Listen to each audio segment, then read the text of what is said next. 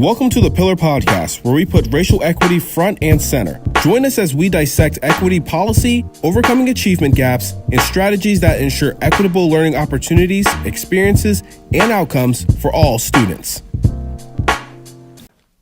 Welcome to another episode of the Pillar Podcast. I'm your host, Ian Brandon, specialist for the Department of Diversity, Equity, and Poverty with Jefferson County Public Schools.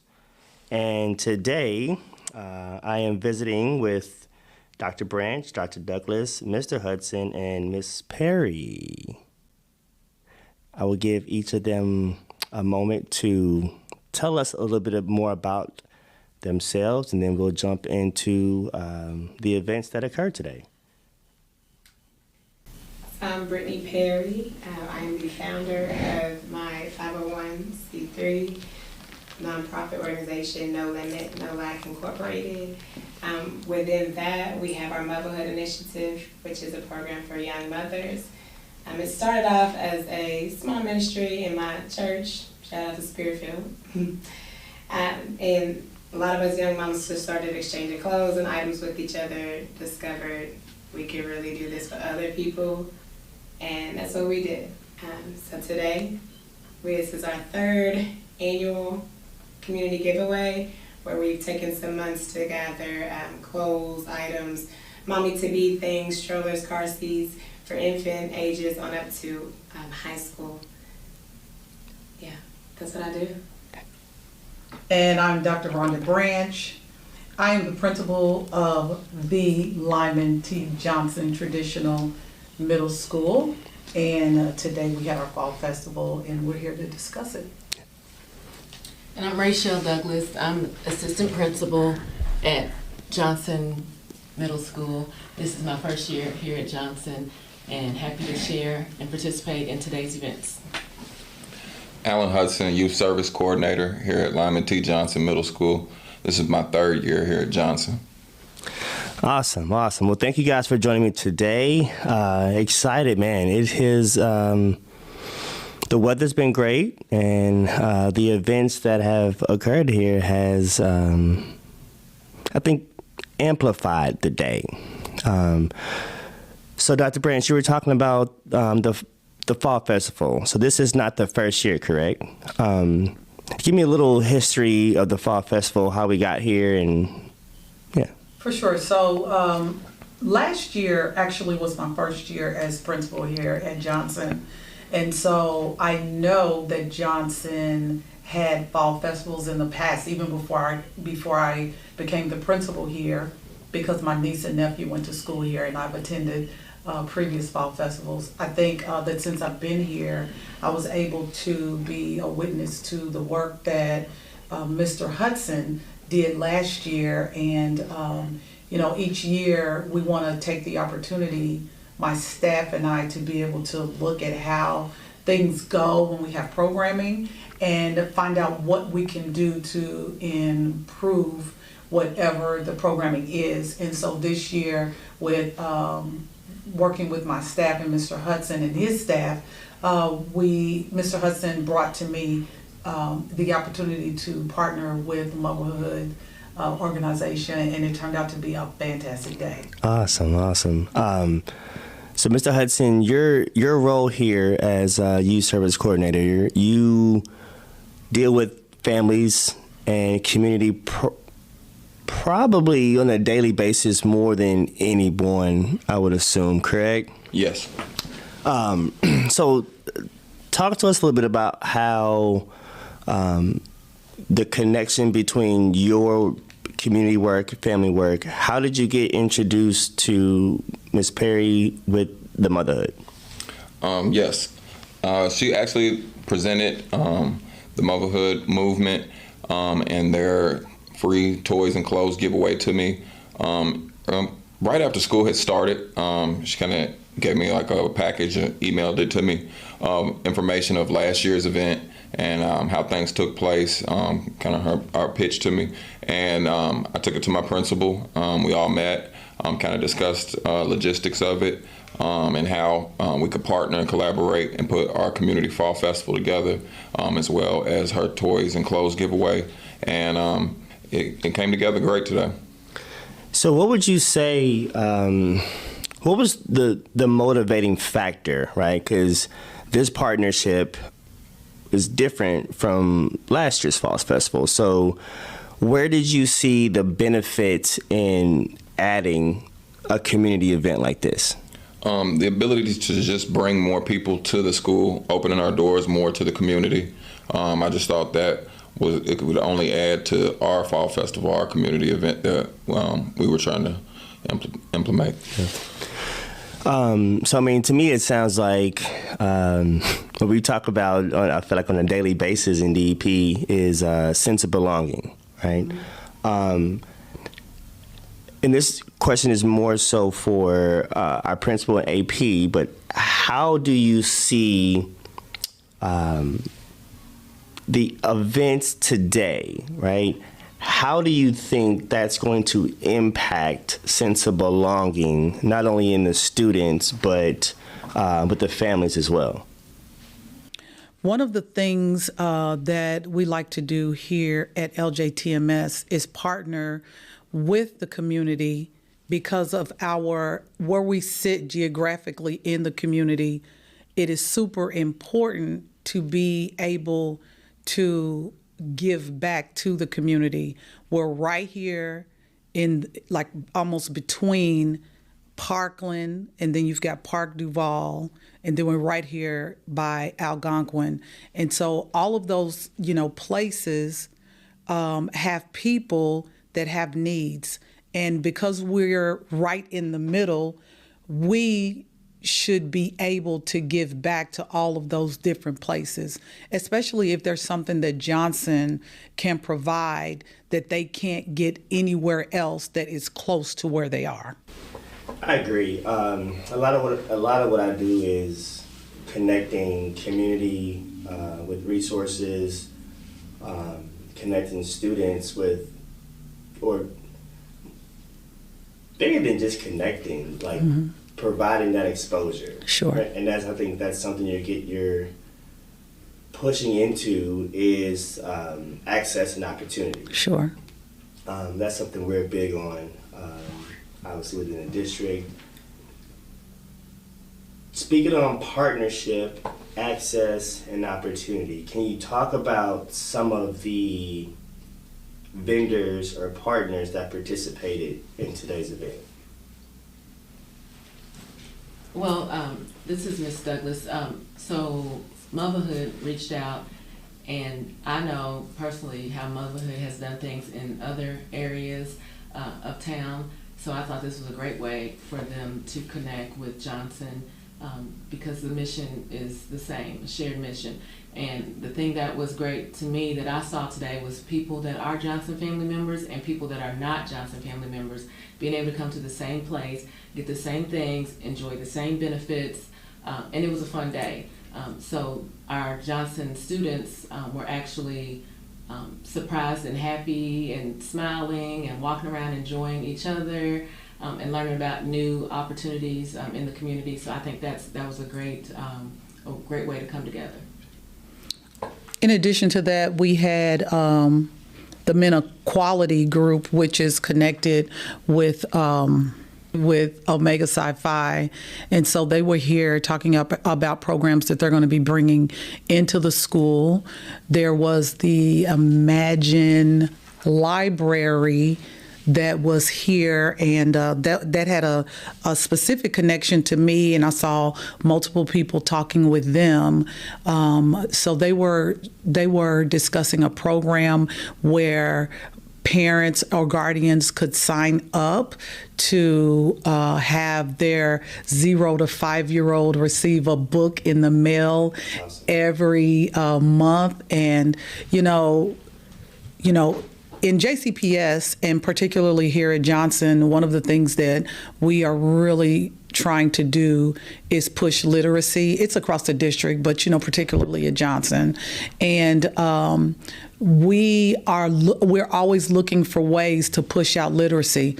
What a better way to push out literacy than to start even before you go to school, receiving books that parents can then read to their children. That whole that thing about children not knowing words. It's because they need parents or adults to say words to them, and I thought that was fantastic. We also had Norton's. We had Norton's Healthcare that was here, and we had some nurses that were here, and they were doing blood pressure checks and blood sugar checks. And we know that in our community that it is unfortunate, but we have a history of having high blood pressure, and we have a history of diabetes. So community members could come and have that done, so they a screening, so they could see where they were in terms of their health. The fire department was here. The fire department. It's always nice to have the fire department here. Kids love it. So all the little toddlers and little kids were running around with their fire hats. It was great. I don't know, guys. Anybody else? JCPS was here, right? JCPS was here, school choice. So, of course, Johnson is looking for more students. So, the transportation, one of the things that happened with us, we lost our transportation, but that happened, but then we won the championship for middle school, right? And so we've had multiple students and families reach out to us about coming to Johnson, and just because I have this platform, I'm just going to say that we love our athletics, but our students are student athletes. And so here at Johnson, we are all about the traditional program. I grew up in the traditional program. A lot of my staff members grew up in the traditional program, but we are the only school in the district, only traditional school in the district that also has the Explore program. So that Explore program puts a little caveat on what it is we do here, because our students can leave here and go to a traditional school. Our feeder school is Butler, but they also, through the Explore program, have opportunities to apply and be competitive with any student that applies to any magnet around the district. Right, that's the really big part. And so school choice was here. Park Duval was here. Sowing Seeds of Faith. Our Beta Club was selling, they had a bake sale, and so they were selling their baked goods. And then we had a pumpkin painting for all the little babies. And one of my favorites is we had a s'more station.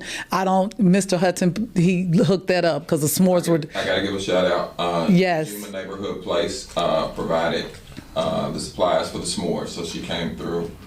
Miss Elena Pearson, so I gotta give her kudos for that. Absolutely, she did a fantastic job. I love that. We also had a couple of food trucks out front, and so if y'all missed the tacos, I'm sorry. Y'all should have been here. The tacos were fabulous.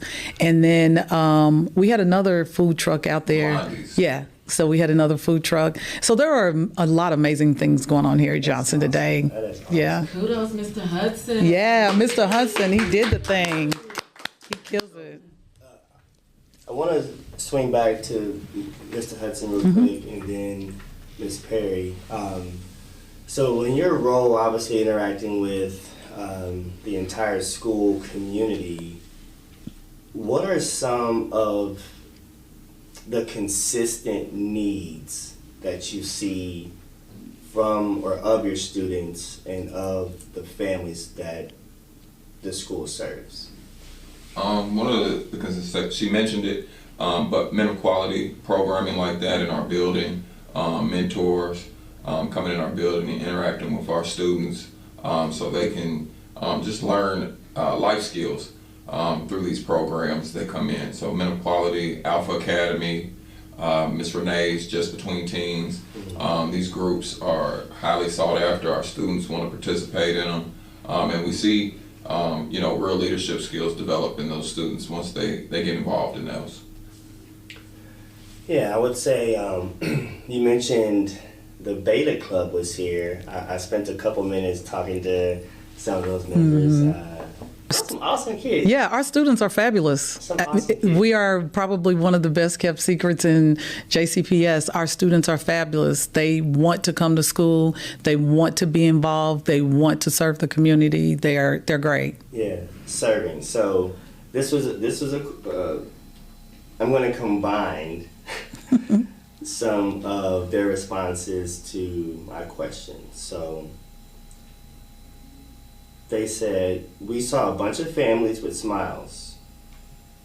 We were here to volunteer, make people smile, show people around. That's serving. For sure. Like, with smiles on their face. Like, I Sure. introduced myself. They didn't know who I was from Adam, but, you know, very respective. Mm-hmm. Like, they understood the mission and, like, happy to be here. Like, positive sense of belonging. And what I see, like, what I saw here today was a combination of family, engagement, access, opportunity. But more importantly was the service around it all. One of the community members told me that, and this is quote, "You don't know how much of a blessing this is. A lot of us grandmothers are raising these kids. This was so helpful, you just don't know." So when you come to a place in an event like this, I know a lot of work goes into the planning, the preparation, etc. Ms. Perry, talk to us a little bit about the process in gathering all the items that were donated today. So we start maybe a couple of months out from when we're gonna do it. Each year it's been in November, the fall. I strategically do that because I want to hit the mark before Black Friday when people get out there, and if families that can't afford to really go out there and get things for their for their kids or whatever, then we'll come through with the extra and make up that difference for them so they don't have to feel like they're missing out or feel like they're experiencing any lack. Also, I know that's when I'm a mommy of a 4-year-old going on 30 little girl. And I know that that's about the time that I'm cleaning out the house and making room for the holidays. So I strategically plan it in that way as far as the time, but I just put out a post and I let the community do its thing. And it's like I was telling the principal here at Johnson, I love to see, that's my favorite part of the year, I love to see how the community comes together in that sense. Everybody's like, sure, I have this, sure, you can have this, sure. It's yes. And to be able to be that bridging that gap for families who don't even know each other is the best part for me. Very well organized, and we love the fact that we can take what we need. Especially for some of us who don't have any money at all. This was very helpful. Again, another quote, community member. When you hear that, what comes to mind? Myself, how I was. I have flashbacks. I had my baby during the COVID time, and I was out of town at the time. Moved back home to be around family, but at that time I quit my job. I didn't really have too many options. So I was in that space. I didn't have a choice but to get it from others or go to Goodwill, go to Once Upon a Child. So I have flashbacks, and it gets me emotional, really. I had a couple moments where I had to go tear up somewhere because I know what that's like, and I'm just blessed to be in a position so where I can help in that capacity. But that is a big moment for me. And I know the news was here, right? It's not why today happened, but talk a little bit about the importance. We're talking about exposure, right? And we all know, everybody in here knows, there's a certain stigma or narrative around West Louisville schools, West Louisville communities. How important is it for not only community to see themselves in a positive light, right? No incidents, like very positive, no drama, no hiccups, no, it's just a good time. How important is it for not only community to see that, but also the city? Yeah, I would say super important because just again, we were talking about geography and where we are placed inside the community. When you watch the news, you see a lot of things that are happening that are not positive, especially in the west end of the town of our town. And it's always it's warming to see this community in a positive light. I live in this community, and I know that in the community that I live in, it's not always, gloom and doom, somebody being hurt, somebody being robbed, shot, something being stolen. That's not what my community is. I live in this community. And I think it's important for us to see us in a positive light, not just for like adults, but also for kids. Mm-hmm. It's okay to live in the West End, and it's okay to grow up. You can still get a good education in the West End, and you can still look around and see positive things and know that you can make a difference, not only out in the world, but also in the community where you grew up in. And so I think that's super important. That's one of the things I enjoy about this event. Opening our doors to the community. One of the things we do to promote the event, I take a group of young men that are in my group, and I take them out in the surrounding neighborhood, and we pass out flyers. We go door to door, and we pass them out, just so the community can see us. And it's important for us to see the students, see us in the community. We do a neighborhood cleanup. It's another thing that we do on Earth Day in the spring. So just them seeing us, opening our doors. We've had people come in and say they had never been in the school and they live right across the street. So just giving them that opportunity and that access. And the kids enjoy it. So Mr. Hudson went out this year, and a couple of guys, when they came back, they said, Dr. Branch, we went out and passed out these flyers. And I'm like, well, did you all have a good time? They said, yeah, we did. We had a good time. And some people, they were sitting on their porch, and some people came out and talked to us. And he said it was pretty cool, and he bounced down the hallway. But, those are positive experiences that those students will be able to take with them, that if we were not doing this, where else would they get this? You know what I mean? So, yeah, it's really good. And I see it as, because the school is a snapshot of the community. So whatever's going on in the community that we see, the needs are the same needs that are going on inside this building. So when we open our doors and let them come in and they get to see, well, besides the fact that we've been under renovation, so that we have this nice new refurbished place that I saw people looking up, and then community members saying, I went to this school when I was in middle school. I can't believe how it looks. It's so nice. It's so to hear people say things like that makes you feel proud to be a part of the operation. And shout out to Muvahood, because not only do they give away free clothing, shoes, and toys to families, these are not just stuff that would normally be thrown out in the garbage because it has holes in it. These are nice, some good stuff, items, really, and name brand, really good stuff. Nice clothing, nice shoes that I would wear myself. So even though students and family members took items, it's nothing that they have to be ashamed about or feel like it's second best. It just needs an iron. Just put an iron to it, and looks like it was meant for you all along. So it has a new forever home. So that was great, because working with students, and Mr. Hudson works with them all the time, and seeing the needs that they really have that people don't know. Just because you see the face, you don't know what's going on on the other side.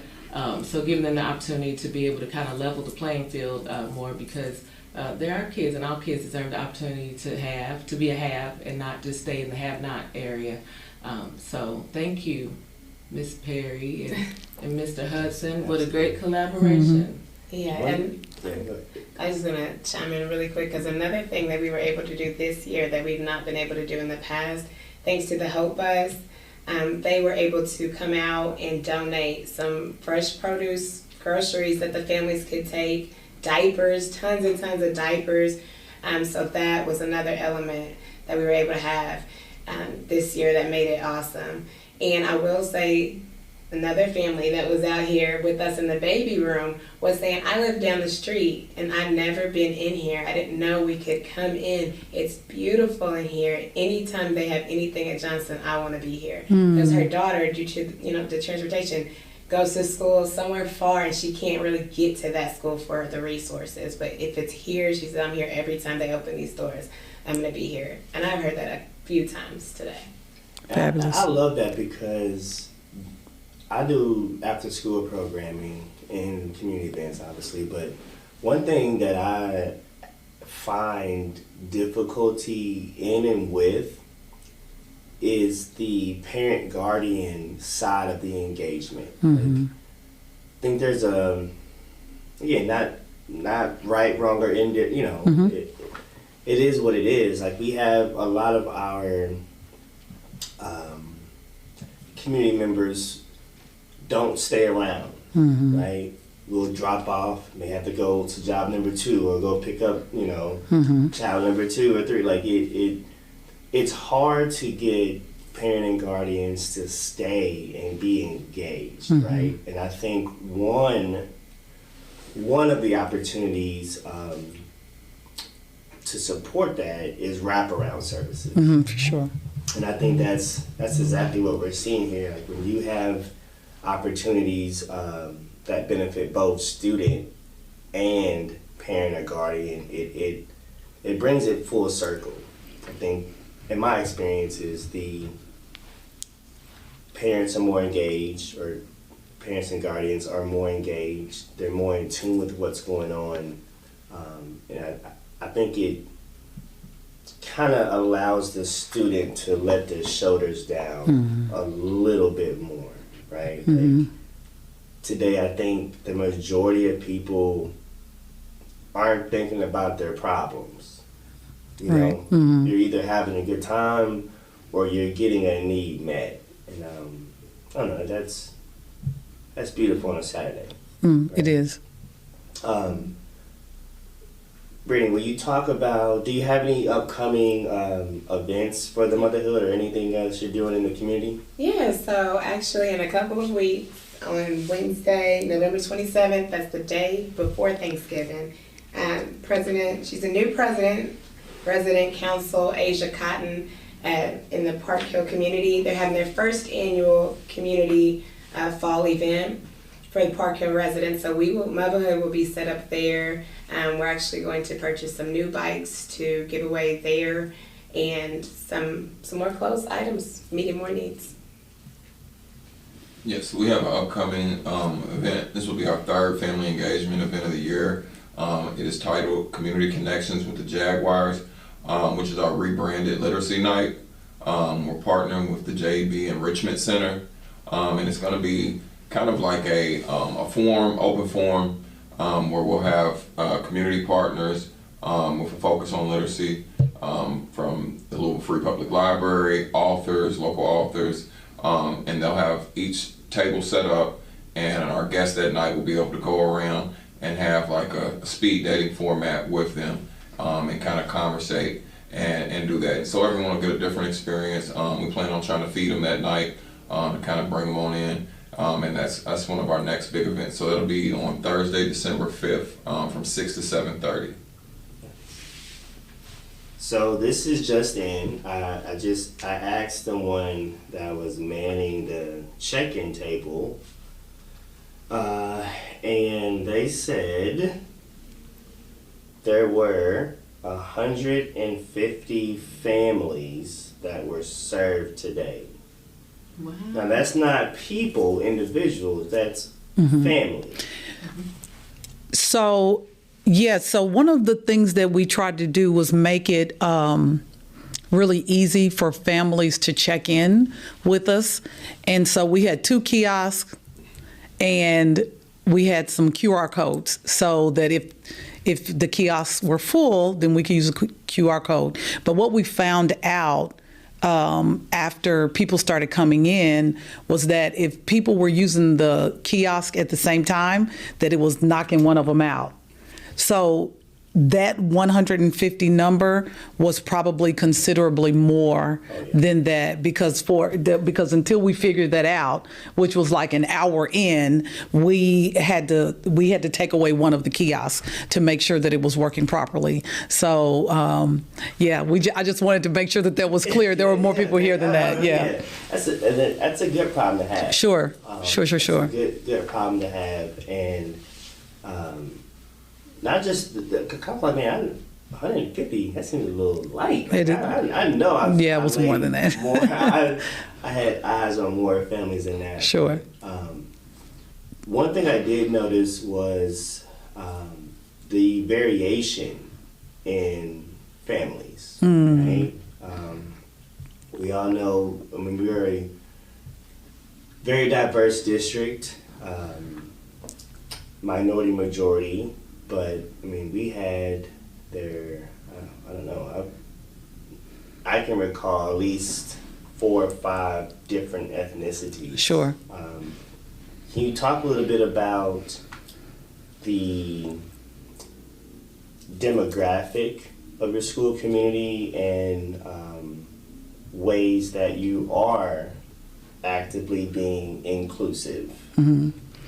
So, Johnson, you talked a little bit about minority majority, and so Johnson is a school that the minority is the majority. So we're about 65% African American, and so even though we're 65% African American, that does not include all people of color. Correct. That go to school here. And so one of the things that is new to Johnson is that our ML population is going up. When I say ML, I mean multi-language learners. And so we have students from many other cultures and ethnicities. And so this year we were very fortunate to actually have an ML teacher that works directly with our ML population. And so she pulls out and pushes in to classes. But one of the things that we have been trying to do this year with the partnership of the ML teacher is to make sure that those students feel like they belong to the school. So when we are sending home anything written, we try to make sure that we have translation in their language. We try to make sure, I believe that we got these posters from DEP actually, because we want students to feel like they can see themselves in the curriculum and in the school. And so we have provided, partnering with DEP, provided posters that we have put in all the classrooms. The teachers can choose the posters, and we put them in all the classrooms so that when the student comes into the classroom, they can see someone that looks like them. And of course, our curriculum, we make sure that teachers have the resources to ensure that the curriculum also is reflective of the students that are in their class. We also have allowed our students to be able to be participants in the decorations of the school. And so if you walked around the building, you'll see some bulletin boards that are in other languages. And if you couldn't read it, that's okay, because down in the bottom corner, there's a little flap that you can raise up, and it allows you to see what the bulletin board says if you don't read that language. And we try now personally, and I think Ms. Douglas will agree with me. So I try my best to speak Spanish, and I take every opportunity that I get to be able to talk with my students that are Spanish speakers. Of course, yo hablo español, poquito hablo español, which kind of means that I only speak a little bit of Spanish. But it's funny when I say that to the kids, they laugh at me because they're like, yeah, no, that's not right. But they understand what I'm saying. And I ask them, Miss Douglas and I, we ask them, daily, teach us another word, because we don't want you to feel like just because you're here at Johnson in this community that you have to give up your heritage to be able to communicate with us. We want to learn about you, and we want to communicate with you the way that you are most comfortable. Now, we're going to mess it up, but we're going to do our best because we want everyone to feel like they belong here. What do you believe as a district? How can a district help this school community better? That's a good question. Well, we're always open for money. So I don't, if you guys are listening, we would love to have money to be able to, even push more into the community. I mean, money or no money, we're going to do everything we can to keep our community engaged, but we definitely won't turn down any donations for money. I think also just being able to continue to support us in terms of resources so that we're able to reach our students that are multilingual or multi-language learners, and then also people that are in the community. I think that some of that, even though I would always appreciate the help of the district, some of that really falls on the people that work in the school, right? Because it doesn't cost anything for us to walk outside the doors and walk into the community and to introduce ourselves and ask community to come in and find out what their needs are and find out what we could do as a school to support them. It doesn't cost me anything to partner with Muvahood. It doesn't cost me anything to partner with the Hope Bus or the different organizations that are around, that are actually in this community. So yes, we always want support. We always want to have parents working with us so we can work with them to be able to educate their students better. But those kind of things don't cost money. What they cost is really time. Yeah. Time and effort. Yeah, that's what that is. And so I appreciate whatever anyone wants to bring to us, anyone wants to pitch to us that will help our students, our families, and our community. But it's really about us going out there and just getting them, finding them, working with them, supplying their needs, How can, you've mentioned DEP, as far as providing some resources, in what ways can DEP help or invest a little bit more? So I would say that in terms of DEP, because our population is a minority majority, I think it's super important for us to have, for our staff to look like the population of our students. And please understand that a lot of the staff does look like the population of the students, including MLs. My AIC is, she's Latina.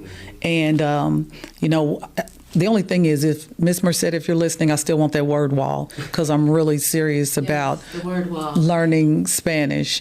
And but I think what DEP could do is continue to go out and recruit teachers that are persons of color to come into Johnson, I mean, into all of our schools particularly, but for me specifically with Johnson, because Johnson is my love, to be able to come in and provide that leadership for our students and for our families and for the community.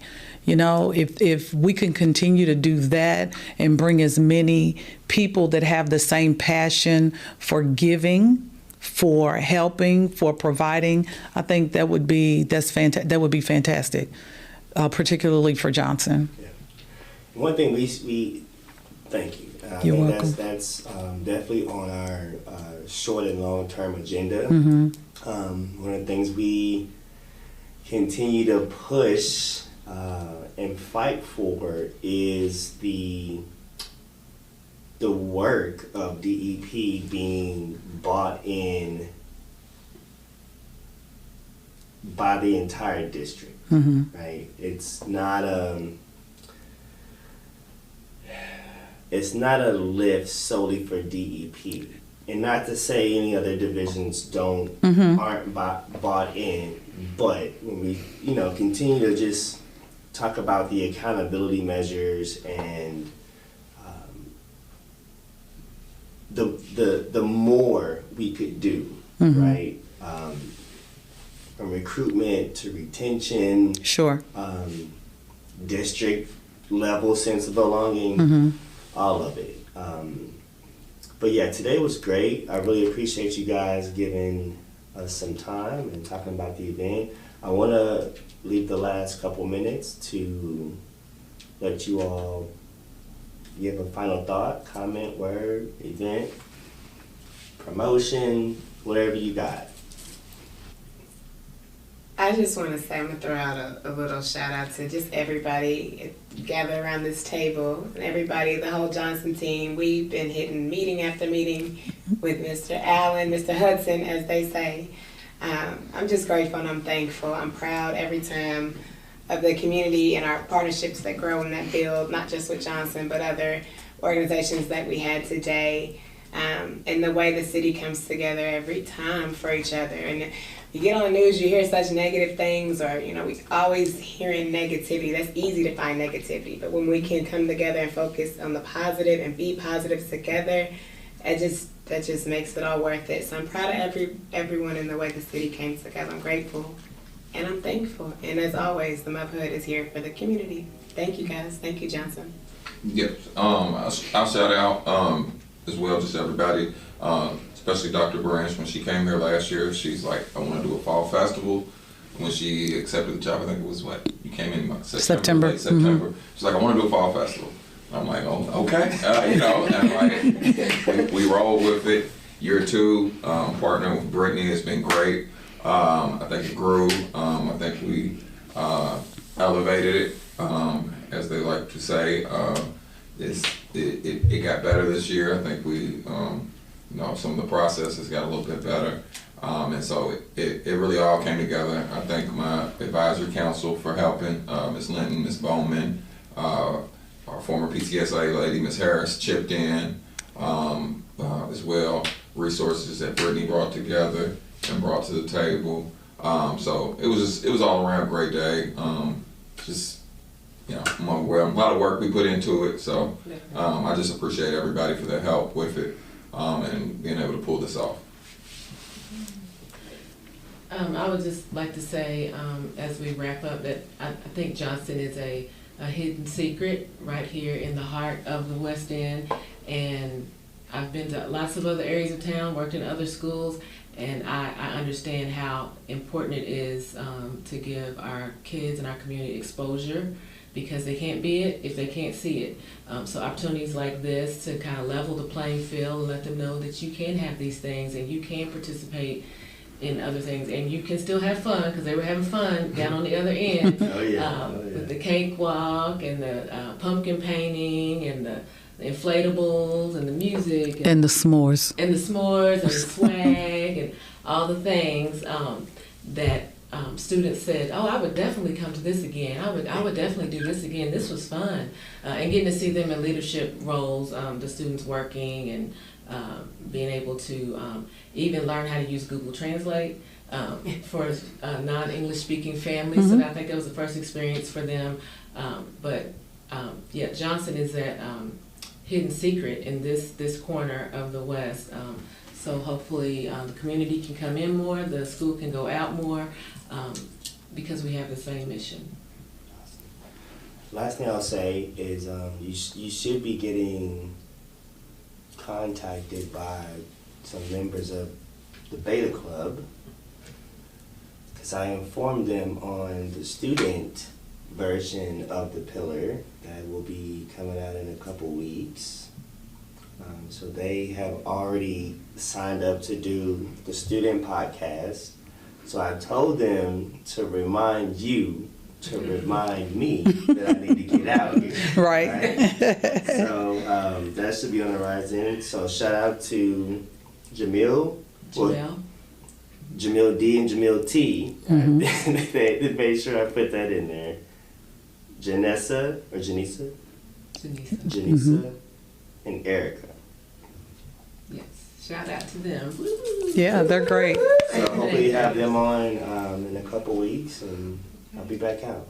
Thank you. Yeah, thank you, Fabulous. Thank you for the Wait. I want to say one thing. Everything they said about Johnson is so true. I was admiring the walls of the different languages. So everything she said is totally 100%, 10 out of 10. And also, I did want to shout out Deanna and my whole team. My whole crew is nothing but family and church members and friends.